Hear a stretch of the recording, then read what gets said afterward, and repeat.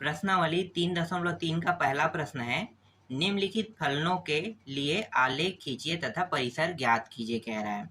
तो इसमें जो पहला प्रश्न दिया हुआ है इसके अंदर उसको देख लेते हैं। तो यहाँ पे दिया हुआ है एफ एक्स दिया है, एफ एक्स का मान 1 माइनस एक्स इस तरह से दिया हुआ है।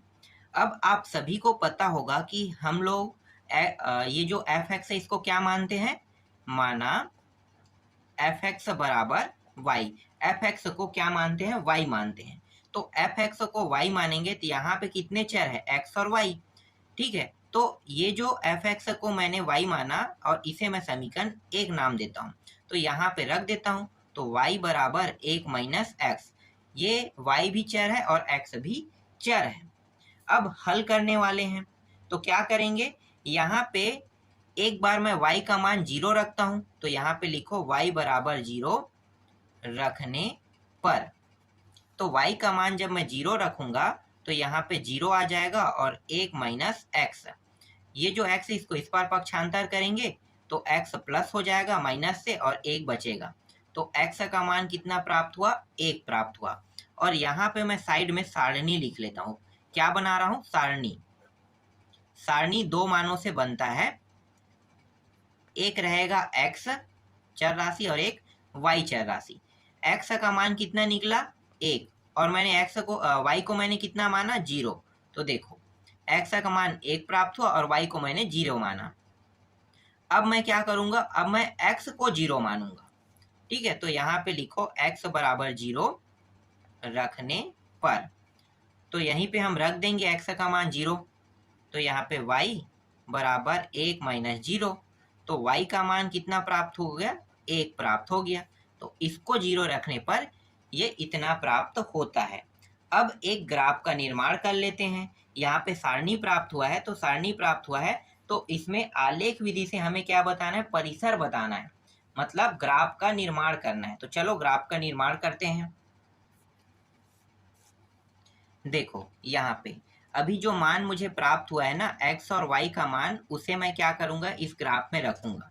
तो देखो कहाँ पे देखना है, हमें सारणी को देखना है। तो सारणी में देखो पहले x को देखना है, x का मान 1 रहेगा तब y का मान कितना रहेगा, 0 रहेगा कह रहा है। तो x का मान आप 1 रखो। तो देखो x वाला लाइन कौन है, ये 0 है और ये 1 है, प्लस में है ना। तो प्लस में मतलब यहाँ तक जाएगा और y का मान कहाँ पे रहेगा, 0, मतलब ये बिंदु पॉइंट यहाँ पे प्राप्त हो रहा है। x का मान 1 और y वाला इस तरह से ऊपर जाएगा या फिर नीचे। तो देखो ये 0 वाला लाइन है और x की ओर आगे बढ़ रहा है। तो यहाँ पे एक बिंदु पॉइंट प्राप्त हुआ। अब यहाँ पे देखो दूसरा वाला पॉइंट, जब x का मान 0 प्राप्त होगा तब y का मान कहाँ तक जाएगा, 1 तक जाएगा। तो यहाँ पे देखो ये x वाला लाइन है, ठीक है, ये x और y दोनों का मूल बिंदु है और मुझे y की ओर चढ़ना है। तो y की ओर चढ़ोगे तो ये y वाला लाइन है और यहाँ तक ये जाएगा। अब दोनों रेखाओं को मिला दो, इस तरह से आपको मिला देना है। तो मिलाने से क्या प्राप्त हुआ कि ये वाला जो बिंदु पॉइंट है, ये बिंदु पॉइंट कितना है, ये है 0 और 1 है। ठीक है, x आगे में रहता है और y पीछे में, तो 0 1। और ये वाला बिंदु पॉइंट क्या है, ये वाला है 1 और 0। 1 जो है x का मान है और 0 y का है। ठीक है, और किस समीकरण में प्राप्त हुआ है, तो y बराबर 1 माइनस एक्स में प्राप्त हुआ है। अब परास बताओ कितना रहेगा, तो यहाँ पे परास मतलब परिसर, तो परिसर बराबर यहाँ पे r प्राप्त होगा। r के बारे में मैंने आपको समझाया था कैसे, आप इस तरह से दो आकृति ले लो, इसमें x का मान रखते हैं, इसमें y का मान रहते हैं, इसे हम क्या कहते हैं, प्रांत कहते हैं, और इसे हम क्या कहेंगे, परिसर कहेंगे। इन दोनों का संबंध किसके साथ है, r के साथ। तो r के साथ है तो हमें इस प्रश्न में क्या बताना है, प्रांत बताना है कि परिसर, परिसर बताना है ना। तो y की वैल्यू को बताना है, ना कि x की वैल्यू। तो y की वैल्यू को बताएंगे तो y का संबंध किसके साथ है, r का। तो परिसर कितना प्राप्त हुआ, r। यही क्या है, इसका आंसर है। सेकंड प्रश्न देखो, दूसरा में क्या दिया है। दूसरा प्रश्न में कुछ इस प्रकार से दिया है, एफ एक्स बराबर, और इस तरह से x प्लस 1 दिया हुआ है और दिया है x बड़ा है, बराबर नहीं है, बड़ा है 2 से, ठीक है। तो x से बड़ा है 2, इस तरह से लिखना है, ठीक। अब नीचे में क्या दिया है, 2x दिया है और 1, और x बड़ा है, बराबर है 2 के, इस तरह से यहाँ पे दिया हुआ है। पहले हम इसके अर्थों को जानेंगे कि ये कहना क्या चाहता है, ठीक है। पहला देखो, इसे मैं a कहूँगा, ठीक है, और इसे मैं b कहूँगा। तो a क्या कह रहा है, तो a में ये जो एलिमेंट लगा है ना यहाँ पे, ये कह रहा है कि x जो है वो क्या है, 2 से छोटा है, मतलब जिस साइड मुंह खुला रहता है वो संख्या क्या रहता है, बड़ा। तो 2 बड़ा है किससे, x से। तो यहाँ पे जो x का मान है वो मैं कितना रख सकता हूँ, बताओ। x का मान मैं कितना रख सकता हूँ, x का मान कोई भी कंडीशन में मैं 2 नहीं रख सकता, नहीं मैं 3 रख सकता हूँ, नहीं 4। क्यों, क्योंकि x का जो मान रखेंगे वो 2 से बड़ा नहीं होना चाहिए। इसका अर्थ यही है, x का मान 2 से बड़ा नहीं होना चाहिए, क्योंकि यहाँ पे देखो ना, 2 बड़ा है x से। तो x का मान अगर मैं 2 या 2 से ऊपर रखूंगा तो वो तो बड़ा हो जाएगा। और यहाँ पे x जो है ये 2 से छोटा है, इसका मतलब मैं x के मान को क्या क्या रख सकता हूँ, +1 रख सकता हूँ, 0 रख सकता हूँ, -1 रख सकता हूँ, इस तरह से पीछे जितना मैं बढ़ा सकता हूँ, ठीक है। -2 इसको भी रख सकता हूँ, -3 भी रख सकता हूँ। ये x का मान मैं रख सकता हूँ, लेकिन मैं 2 नहीं रख सकता, 3 नहीं रख सकता, 4 नहीं रख सकता, आगे के मान मैं नहीं रख सकता। अगर मैं आगे के मान रखूंगा तो ये कथन गलत हो जाएगा। कथन आपको समझ में आ गया। अब इस कथन को देखो, ये क्या कहना चाहता है कि अब कह रहा है कि x बड़ा है किससे, 2 से, और बराबर भी है। तो बराबर का भी जिक्र किया है, इसलिए x का मान 2 भी रखेंगे और x 2 से बड़ा है, मतलब 2 से बड़े जितने भी मान हैं उन सभी को भी लेंगे। तो 2 से बड़ा क्या है, 3 है, 4 है, 5 है, 6 है। इसी तरह से आगे आप बढ़ाते जाओ तो बढ़ते जाएगा, तो वो सारे के सारे मान हम रख सकते हैं। अब हल करते हैं, तो इसे मैंने क्या माना है, a माना है ना, तो यहाँ पे a लिख लो, ठीक है। a को लेकर हल करेंगे, अब सारणी बनाएंगे। तो यहाँ पे नियम क्या है भाई, कि x बड़ा है 2 से, ठीक है, x बड़ा है 2 से, और इसे हमें क्या मानना होता है, y। तो मैंने इसे y मान लिया, समझो, ठीक है, y हो गया। और ये वाला पूरा टॉपिक ले रहे हैं, तो यहाँ पे x + 1 रहेगा, ठीक है, x + 1। इसको हल करेंगे तो पहले नियम में देखो क्या कहा है कि x का मान क्या क्या रख सकते हैं, 1, 0, -1, 2, मतलब -2, ये सब रख सकते हैं। तो इनमें से जो भी मान रखना चाहो आप रख सकते हो। ऐसा नहीं है कि आप सिर्फ 1 रखोगे, 0 रखोगे, -2 रखोगे, ऐसा नहीं है। अगर आप की या गाइड को देखोगे तो वो अपने तरीके से हल किया है, ठीक है। और मैं बता रहा हूँ, ये ओरिजिनल तरीका बता रहा हूँ कि आप क्या क्या रख सकते हो। अगर मेरा मान उनके जो गाइड में है उनके हिसाब से अलग आता है, तो इसका मतलब ये नहीं है कि मेरा जो सॉल्यूशन है वो गलत है, ठीक है। मेरा सॉल्यूशन सही है, मैं नियम और कानून का पालन कर रहा हूँ, तो मैं अपने हिसाब से यहाँ पे रख सकता हूँ। तो यहाँ पे x का मान क्या क्या रख सकता हूँ, 1, 0, -1, 2, ठीक है। तो मैं 1 रख लेता हूँ। तो यहाँ पे मैंने x का मान रखा 1, तो y का मान कितना प्राप्त हो गया, y का मान प्राप्त हो गया 2, ठीक है। y का मान कितना प्राप्त हुआ, 2 प्राप्त हुआ।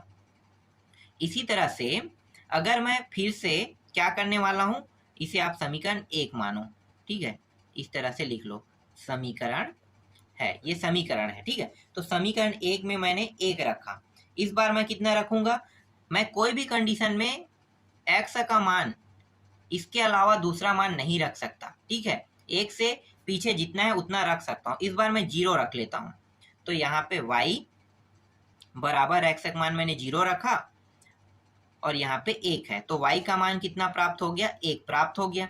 सारणी बना लेते हैं, अगर और आगे मतलब पीछे के और मानों को रखते जाओगे तो आप रख सकते हो। तो 2 मान यहाँ पे काफी है, 2 मान बस को मैं रख लेता हूँ, ठीक है। तो यहाँ पे 2 और 1 प्राप्त हुआ, तो यहाँ पे लिखो सारणी इस तरह से,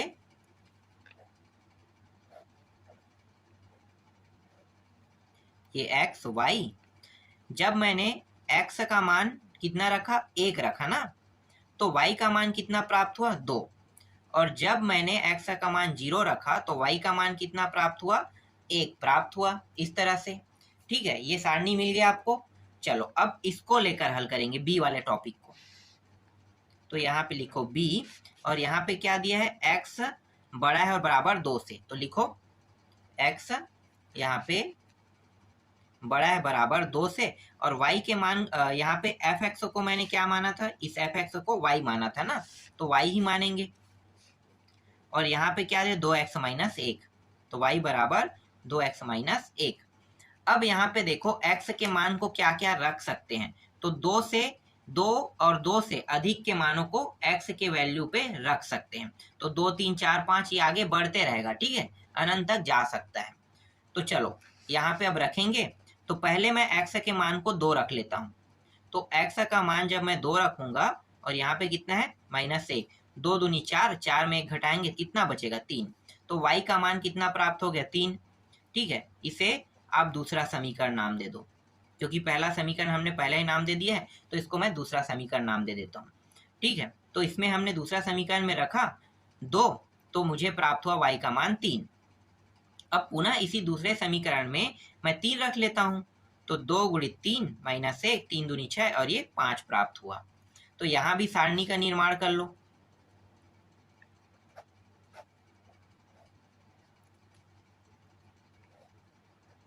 ये x y, जब मैं 2 रखता हूं तो कितना प्राप्त हुआ 3, और जब मैंने 3 रखा x का मान तो कितना प्राप्त हुआ 5। इस तरह से अब ग्राफ का निर्माण कर लेते हैं। तो ग्राफ का निर्माण यहाँ पे मैं बगल में कर लेता हूं, ठीक है, यहाँ पे, और दोनों मान किस में, प्लस में है ना, तो 1 2 3, ठीक है, और काफी है 4 तक के, 1 2 3 और 4, ये x है, ये x डेस है, ये y डेस है, और ऊपर को हम क्या कहते हैं, इस वाले लाइन को y कहेंगे। 1 2 3 4 5 तक के जाएंगे, ये y है। ठीक है, यहाँ पे मानों को रखते जाओ इस तरह से। अब पहले वाले को देखो, पहला वाला सारणी, ये पहला सारणी है और ये दूसरा सारणी है। ठीक है, तो पहला सारणी को देखो, तो पहला सारणी में जब मैं x के मान को कितना रखता हूँ 1, तो कितना प्राप्त होगा, y का मान 2, तो ये x का मान 1, यहाँ पे देखो ये x का मान 1 है, और y का मान कितने स्थान तक के बढ़ेगा, 2 स्थान तक के, यहाँ पे एक बिंदु पॉइंट मिलेगा मुझे।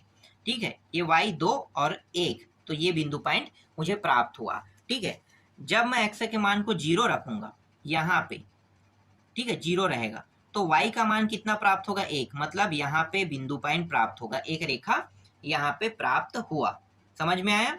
चलो आगे देखो, इसके बाद यहाँ पे देखो क्या है, जब 2 रखता हूं मैं x के मान को, तो y का मान 3 प्राप्त होता है।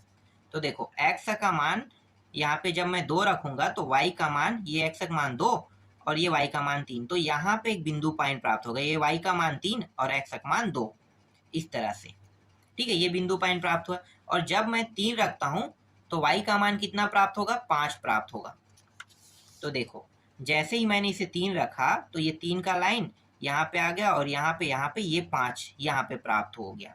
ठीक है, क्या प्राप्त हुआ, 5 यहाँ पे प्राप्त हुआ। अब इन सभी बिंदु पॉइंट को क्या करते हैं, मिला लेते हैं इस तरह से। ठीक है, तो ये अगर सही से अगर मिलाते हो, तो ये एक सरल रेखा प्राप्त होगा। क्या प्राप्त होगा, एक रेखा, सीधा सीधा सीधा आपको एक रेखा प्राप्त होगा, सरल रेखा। समझ में आ गया? तो सरल रेखा यहाँ पे प्राप्त हो रहा है। तो यहाँ से परास कितना प्राप्त हुआ है, परास का मतलब परिसर, तो परिसर बराबर कितना प्राप्त होगा, r। ठीक है, r यहाँ पे प्राप्त होगा। यहाँ पे जो बिंदु पॉइंट है, जो जो नाम है, उनके नामों को रख लेते हैं। तो इसे मैं कहूंगा 0 1 कहूंगा, क्योंकि ये 0 x में है, y में 1 है। ये वाला बिंदु पॉइंट कितना है, तो ये 1 है और 2 है, 1 2, ये वाला 2 और 3 है, और ये 3 और 5 है। इस तरह से ये बिंदु पॉइंट है। समझ में आ गया? ठीक है, अब ये 2 रेखाओं पे बना है। ठीक है, यहाँ से 2 सारणी पे, यहाँ से यहाँ जो है ना, ये सारणी बना है y बराबर 2x - 1 में बना है, और ये दोनों, ये वाला यहाँ से यहाँ की जो दूरी है, ये बना है यहाँ पे x + 1 में बना है। तो y बराबर यहाँ पे लिख लेते हैं, y बराबर x + 1, इस तरह से। ठीक, समझ में आ गया? चलो आगे देखो तीसरा प्रश्न। तीसरा प्रश्न को देखो, तो तीसरा प्रश्न में देखो यहाँ पे क्या है, 0 से बड़ा बराबर x, x से बड़ा बराबर 1। मतलब मैं x का मान यहाँ पे क्या क्या रख सकता हूँ इस वाले में, तो एक तो 0 और अंतिम 1 रख सकता हूँ, सिर्फ 0 और 1। क्यों? क्योंकि 0 से बड़ा x है कह रहे हैं और बराबर भी कह रहे हैं, मतलब बराबर कह रहे हैं मतलब 0 भी मैं रख सकता हूँ, और यहाँ पे x से बड़ा 1 मतलब x से बड़ा 1, और यहाँ पे बराबर भी है, तो मतलब 0 और 1 बस मैं यहाँ पे रख सकता हूँ पहला नियम में, इसे मैं ए कहूंगा। ठीक है, ए संबंध। अब यहाँ पे देखो, यहाँ पे मैं x का मान क्या क्या रख सकता हूँ, तो 1 है और 3 है, और 1 और 3 के बीच में कितने मान आते हैं, तो एक तो आता है, 2 आता है। ठीक है, सिर्फ 2 बस आएगा। यहाँ पे बराबर है क्या दोनों में? नहीं है, बराबर नहीं है, मतलब 1 से 3 के बीच की बात कर रहा है, तो 1 से 3 के बीच में कितने हैं, 2 बस यहाँ पे आता है। ठीक है, 2 बस आता है। लेकिन अगर ध्यान दिया जाए तो बटा वाला जो मान है ना, वो भी 1 से 3 के बीच आएगा। जैसे कि यहाँ पे अगर मैं 3/2 लेता हूँ तो ये 1 से बड़ा है और 3 से छोटा है, ये मैं रख सकता हूँ। इसी तरह से अगर मैं यहाँ पे और मान रखूँ तो यहाँ पे 5/2 भी रख सकता हूँ। क्यों? क्योंकि यहाँ पे ये जो मान है ना, ये 1 से तो बड़ा है लेकिन 3 से क्या है, छोटा है, तो ये मान हम x के स्थान पे रख सकते हैं। तो ये बी बिंदु पॉइंट हो गया। और कुछ रख सकते हैं क्या यहाँ पे? अगर और रख सकते हैं तो रख के देख लेना। ठीक है, तो और तो मुझे याद नहीं आ रहा है, बस इतना ही मैं रख सकता हूँ यहाँ पे। इसके बाद यहाँ पे देखो, 3 से बड़ा बराबर x, मतलब यहाँ पे x का मान मैं 3 भी रख सकता हूँ क्योंकि बराबर कह रहा है। और यहाँ पे 3 के बाद क्या आता है, 4 आता है, 4 भी रख सकते हो। और 4 के बाद यहाँ पे क्या है, 5 है, और बड़ा और बराबर मतलब 5 भी मैं रख सकता हूँ। तो x का मान 3, 4, 5 इस तरह से रख सकता हूँ। समझ में आ गया? x का मान क्या क्या रखना है हमें? पहले वाले में a में रखना है 0, 1, इन दोनों के अलावा कुछ नहीं रख सकते।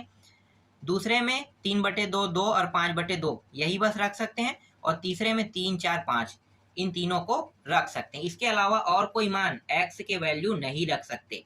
तो पता चल गया। चलो a को हल करो। तो a बराबर, मतलब a का जो मान है यहाँ पे देखो क्या लगा है, 0 से बड़ा, x से बड़ा और बराबर 1। ठीक है, इसे हम तो y मानते हैं, तो y बराबर यहाँ पे क्या दिया है, x दिया है। और x के मान को मैं क्या रखूंगा, ये समीकरण 1 है मान लो। ठीक है, ये समीकरण 1। तो यहाँ इस पे जो समीकरण 1 में है, पहले मैं 0 रखता हूँ। तो जब मैं x के मान को 0 रखूंगा तो y का मान कितना प्राप्त हो गया, 0 प्राप्त हो गया। ठीक है, x के मान को 0 रखने पर y का मान 0। इसी तरह से इसी में मैं अब क्या करूंगा, x के मान को 1 रखूंगा, तो 1 रखने पर y का मान भी कितना प्राप्त होगा, 1 ही प्राप्त होगा। समझ में आ गया? तो यहाँ पे जो सारणी प्राप्त हुआ उसको मैं यहाँ पे साइड में लिख लेता हूँ, सारणी। ठीक है, सारणी 1 इस तरह से x y, जब मैं इसके मान कितना रखता हूँ, 0, तो यहाँ पे 0 प्राप्त होता है। और जब मैं इसके मान को 1 रखता हूँ तो 1 प्राप्त होता है, क्योंकि x बस दिया है तो 1 1 इस तरह से प्राप्त होगा। समझ में आ गया? चलो b को देखो। b में क्या दिया है, यहाँ पे 1 से बड़ा x, x से बड़ा 3 लिखो। 1 से बड़ा x, x से बड़ा 3, y बराबर ये क्या है, 3 माइनस x, इस तरह से दिया है। अब यहाँ पे देखो क्या क्या रख सकते हैं, 3/2, 2 और 5/2 ये रख सकते हैं। तो पहले मैं x की जगह पे 3/2 रखूंगा, तो y का मान कितना प्राप्त होगा, 3 माइनस 3/2 यहाँ पे मैंने रख दिया। और ये समीकरण क्या है, 2 है। ठीक है, हल करो इसे, तो y का मान क्या प्राप्त होगा, तो यहाँ पे कुछ नहीं, मतलब एक नीचे के हर को बराबर कर लेते हैं, तो 3 दूनी 6, 2 माइनस 3/2, तो ये आ गया 2, और ऊपर में इसको घटा देंगे तो 3 प्राप्त होगा। तो यहाँ पे y का मान प्राप्त हो गया 3/2। ठीक है, 3 बटे यहाँ पे कितना प्राप्त हुआ, 2 का 2 प्राप्त हुआ। यहाँ पे एक चीज मैंने गलती कर दिया है, प्रश्न को लिखने के समय नीचे में यहाँ पे 2 था। ठीक है, यहाँ भी 2 लिखो। ठीक है, अब इसको पहले आप पूरा काट लो, ये गलत हो गया है, हम सुधार लेते हैं भाई जो गलती है उसको। ठीक है, यहाँ पे हम रखेंगे क्या, y का मान वही रखेंगे, x का मान जो है कितना रखेंगे, 3/2, तो ये रखो 3/2 यहाँ पे आ गया, और नीचे में और 2 था इस तरह से। ठीक है, तो आगे जब मैं हल करते जाऊंगा तो यहाँ पे कुछ नहीं, मतलब 1, तो यहाँ ऊपर में प्राप्त हो जाएगा, यहाँ पे देखो ये 3 दूनी 6, और नीचे 2 एकम 2 और 1 का गुणा करेंगे ये इतना प्राप्त होगा, और नीचे में क्या है 2 है, इसके नीचे में और कुछ है क्या, नहीं, तो 1 आपको इसको इस तरह से लिख लेना है। तो ऊपर में इन दोनों को घटाएंगे 3, नीचे में 2 और यहाँ भी 2 और यहाँ पे 1, पहला चौथे का गुणा, दूसरा और तीसरे का गुणा, तो कितना हो जाएगा 3 एकम 3, 3 और 1 गुणा होकर 3 एकम 3 और 2 गुणित 2 4, तो y का मान यहाँ पे प्राप्त हो गया 3/4 प्राप्त हो गया। अब दूसरी बार कितना रखेंगे, दूसरी बार मैं अभी रखने वाला हूँ 1, ठीक है, तो सॉरी 2, दूसरी बार 2 रखने वाला हूँ, तो y बराबर 3 - 2/2, तो इसका मान कितना प्राप्त हो जाएगा 1/2। इसका भी सारणी अब बना लेते हैं, तो सारणी 2 में 2 अंक काफी है ना, आगे अगर बनाना चाहोगे तो और बना सकते हो, x और y। तो यहाँ पे x का मान कितना प्राप्त हुआ, जब मैं 3/2 रखता हूँ तो y का मान कितना प्राप्त हुआ 3/4 प्राप्त हुआ, और जब मैं 2 रखता हूँ तो y का मान 1/2 प्राप्त होता है।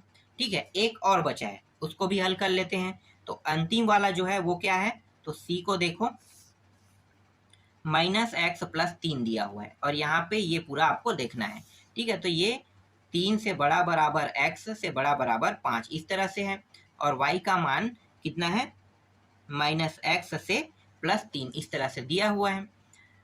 और आपको पता है कि ये 3 से 5 मतलब 3 4 5 x की जगह पे रख सकते, तो पहले मैं x की जगह पे 3 रखूंगा। ठीक है, तो जब मैं x का मान जब मैं 3 रखता हूं तो यहाँ पे माइनस है, और x का मान मैंने 3 रखा तो -3 हो जाएगा, और ये 3, तो y का मान यहाँ पे 0 प्राप्त होगा। अब इस बार मैं क्या करूंगा, ये समीकरण क्या है 3 है ना, 3। अब मैं क्या करूंगा, इसमें मैं x के मान को 4 रखता हूं, तो 4 रखूंगा तो ये -4 और +3, तो यहाँ पे y का मान कितना प्राप्त हो जाएगा -1। ठीक है, y का मान कितना प्राप्त होगा -1, इस तरह से ये प्राप्त हो जाएगा। यहाँ भी अब सारणी बना लेते हैं, तो देखो सारणी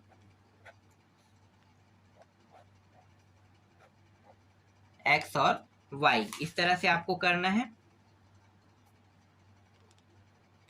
और जब मैंने 3 रखा तो 0 प्राप्त हुआ, और जैसे मैंने 4 रखा तो कितना प्राप्त हुआ -1। अगर मैं 5 रखता ना तो -2 प्राप्त होगा। आप खुद देख लेना हल करके, लेकिन मैं उतना लंबा चौड़ा नहीं करूंगा, बस इतने में ही निपटा देते हैं इसको। ठीक है, चलो अब ग्राफ बनाते हैं। तो यहाँ पे मैं बना लेता हूँ ग्राफ कुछ इस प्रकार से, और यहाँ पे देखो x का मान 4 तक के है ना, तो 4 तक के करेंगे, तो ये इधर जाएगा, ये 1 2 3 और ये 4। ठीक है, तो 4 तक के रहेगा, और y का मान कहाँ तक जा रहा है, माइनस में भी जा रहा है ना, तो -1, और किसी में मैं क्या नहीं, तो -2 यहाँ तक रखो, और ये x वाला लाइन है, ये माइनस वाला सीरीज है। ठीक है, इसको लिखने की जरूरत नहीं क्योंकि इस साइड कोई भी मान नहीं रहेगा। प्लस में 1 और प्लस में 2 y वाला है, और नीचे को हम y डैश कहते हैं, ये x डैश है और ये x है। ठीक है, अब शुरू वाले सारणी को पहले देखेंगे। शुरू वाले सारणी में देखो, जब मैं x का मान 0 रखता हूँ तो y का मान 0 आता है, मतलब ये बिंदु पॉइंट यहीं पे रहेगा, मूल बिंदु पे। उसके बाद देखो 1 रखने पर 1 आता है, मतलब ये 1 है और ये 1 यहाँ पे आएगा, ये 1 और ये 1 दोनों बिंदु पॉइंट क्या हो जाएगा, ये 1 है और ये 1 है, तो इस तरह से यहाँ पे बिंदु पॉइंट बनेगा। ठीक, ये कंप्लीट हो गया पहला सारणी। दूसरा सारणी देखो, दूसरा सारणी यहाँ पे है 3/2 दिया हुआ है। ठीक है, 3 जब मैं 2 रखता हूँ तो इसका मान कितना प्राप्त होगा 3/4, तो x का मान 3/2 रखो, तो 3/2 मतलब 1 से थोड़ा सा आगे, ज़्यादा नहीं, थोड़ा सा आगे ये जाएगा, तो थोड़ा सा ये आगे जा रहा है, इसका मतलब होगा कि यहाँ से थोड़ा सा आगे, मतलब यहाँ पे कहीं पे बनेगा।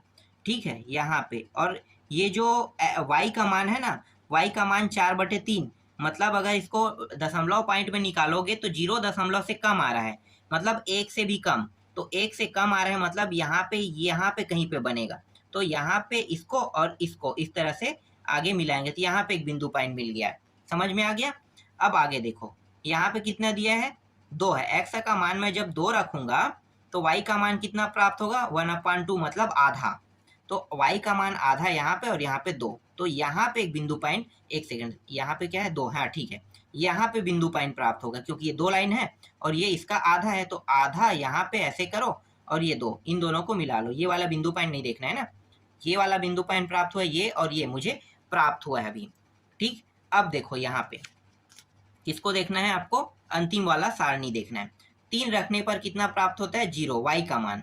तो जैसे ही मैंने x का मान 3 रखा तो y का मान कितना प्राप्त होगा, 0। तो ये 3 है, ये देखो x सीरीज इधर बढ़ते गया और y का मान क्या है, y का मान यहीं पे है। तो ये रेखा जो है ना y को दर्शा रहा है, तो ये 3 और 0 का है। समझ में आ गया। अंतिम देखो 4 और -1। तो x का मान जैसे मैंने 4 रखा तो x का मान यहाँ पे 4 आ गया और माइनस वाला लाइन ये है, तो ये 4 और 1 यहाँ पे आ गया। समझ में आया, 4 और 1 यहाँ पे। अब इन रेखाओं को मिला लो, तो इसको मिलाते हैं तो ये कुछ इस प्रकार से रेखा बनेगा, ये ऐसे, ये ऐसे मिलेगा और ये इससे मिलेगा और ये जाके यहाँ पे मिल जाएगा। ठीक है, यहाँ पे जाके ये मिल गया। ये वाला जो पॉइंट है ये 0 0 है, लिख लो 0 0। ये वाला पॉइंट क्या है, 1 और 1 है।